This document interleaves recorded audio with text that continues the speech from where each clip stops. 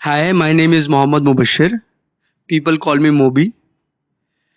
और जो मैं अब नज़म आपके सामने पेश करने वाला हूँ वो एक बेटे के जज्बात हैं अपने बाप के लिए।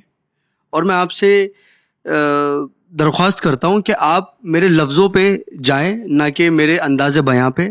मेरे जज्बातों को समझने की कोशिश करें। और इसमें कुछ वर्ड्स हैं जिनका मैं आपको पहले मतलब बता देना चाहता हूँ। जैसे कि एक वर्ड है फजर। फजर मतलब वो वक्त जब सूरज उगने वाला है। एक वर्ड है बेलोस। बेलोस मतलब अनकंडीशनल। सो जब ये मतलब I will recite this poem तो you will get to know about these words. और पोएम जो है, जो नज़म है मेरी, वो इस तरह शुरू होती है कि नन्ही सी आंखें और मुड़ी हुई उंगलियां थी। ये बात तब की है जब दुनिया मेरे लिए सोई हुई थी। नन्ही सी आंखें और मुड़ी हुई उंगलियां थी। ये बात तब की है जब दुनिया मेरे लिए सोई हुई थी। नंगे से शरीर पे नया कपड़ा पहनाता था। ईद वीद की समझ न थी पर फिर भी मेरे साथ मनाता था। घर में खाने के वांदे थे पर एफडी में पैसा जुड़ रहा था। और उसके खुद के सपने अधूरे थे पर मेरे लिए बुन रहा था। ये बात तब की थी जब दुनिया मेरे लिए सोई हुई थी। वक्त कटा, साल बढ़ा, पर तब भी सब अनजान था। मैं फिर भी उसकी जान था। बिस्तर को गीला करना हो या फिर रातों को रोना, एक बाप ही था जिससे छीना मैंने उसका सोना था। सुबह फजर तक गोदों में खिलाता, झूलों में हिलाता, फिर दिन में कमाता, शाम में चला आता। कभी खुद से परेशान, कभी दुनिया का सताया था। एक बाप ही था जिसने मुझे रोते हुए हंसाया था। अल्फाजों से तो गूंगा था मैं, पर वो मेरे इशारे समझ रहा था। मैं खुद इस बात से हैरान हूं आज कि कल वो मुझे किस तरह पढ़ रहा था।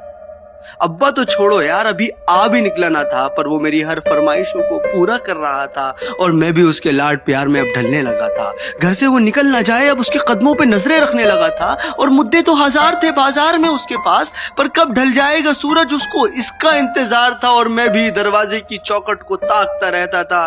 जब होती थी दस्तक तो वॉकर से झांकता रहता था। देख के उसकी शक्ल में दूर से चिल्लाता था। जो भी इशारे मुझे आते थे उससे उसे अपने करीब बुलाता था। वो भी छोड़ छाड़ के सब कुछ मुझे सीने से लगाता था। कभी हवा में उछालता था, कभी करतब दिखाता था मेरी एक मुस्कान के लिए। कभी हाथी कभी घोड़ा बन जाता था। और सो सकूं रात भर सुकून के साथ, इसीलिए पूरी रात एक करवट में गुजारता था। इसीलिए पूरी रात एक करवट में गुजारता था।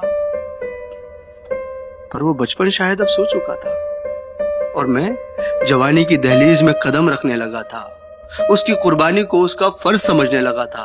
चाहे वो फिर खुद बिना पंखे के सोना हो, या मुझे हवा में सुलाना, या फिर ईद का वो खुद पुराना कपड़ा पहनना हो और मुझे नया पहनाना, या तपते हुए बुखार में वो ठंडे माथे पे रखी हुई पट्टियां हो, या मेरी हर जिद के आगे झुक जाना। वो बचपन था, वो गुजर गया। वो रिश्ता था, वो सिकुड़ गया। और मैं उस कुर्बानी के बोझ को उठा नहीं पाया। इसीलिए वो शहर में कहीं दूर छोड़ आया। नया शहर था। नए शहर की हवा मुझ पे चढ़ने लगी थी। अपने बाप की हर नसीहत मुझे एक बचपना लगने लगी थी। काम जो मिल गया था, पैसा जो आने लगा था, क्या जरूरत है बाप को, ये सोच मुझ में पलने लगी थी।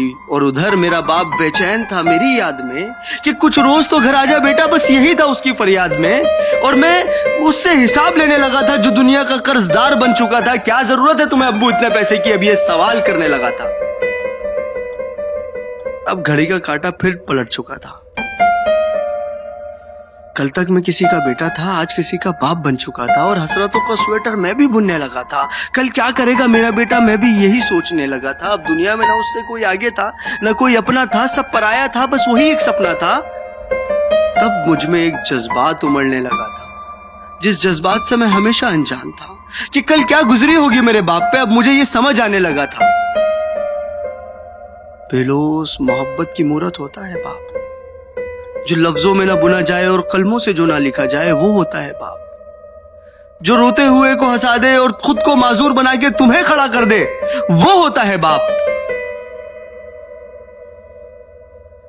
और ये एक मैसेज पूरी आवाम के लिए कि एक रोज तुम्हें एहसास जरूर होगा कि मसरूफ तुम थे, उम्र दराज वो होगा। एक रोज तुम्हें एहसास जरूर होगा कि मसरूफ तुम थे, उम्र दराज वो होगा।